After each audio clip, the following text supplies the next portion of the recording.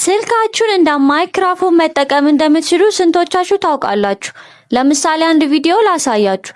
ሙከራ 123 ሙከራ 123 ልክ በቪዲዮ ላይ እንደምትመለከቱት አንድ አፕሊኬሽን ስልካችሁ ላይ በማውረድ ብቻ የማይክሮፎን ቦታ ስልካችሁን በመተካት ሰርግና ሌሎች ፕሮግራሞቻችሁን ደመቅ ማድረግ ትችላላችሁ። በመጀመሪያ አፑን ለማውረድ ወደ ፕሌይ ስቶር ትገባላችሁ። በመቀጠል ሰርች ባር ላይ ሁሎም ፕላስ ብላችሁ ሰርች ታደርጋላችሁ።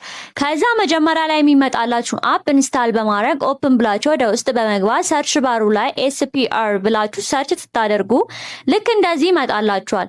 መጀመሪያ ላይ ያለውን ምስል በመንካት ወደ ታች ስክሮል አድርጋችሁ ጌት ኢን ናው የሚለውን በተን በመንካት ወደ ስልካችሁ ታወርዳላችሁ። በመቀጠል ስልካችሁን ቤታችሁ ውስጥ ካለ ስፒከር ጋር በብሉቱዝ ታገናኛላችሁ።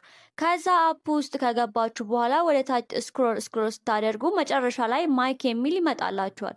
እሱን ኦን በማድረግ በቀላሉ ስልካችሁን እንደ ማይክ ወደ አፋችሁ በማስጠጋት ስታወሩ ድምጻችሁ ወደ ስፒከሩ ይሄዳል ማለት ነው። ጠቃሚ መረጃ ስለሆነ ለጓደኞቻችሁ ሼር ማድረግ እንዳይረሳ። ይመቻችሁ።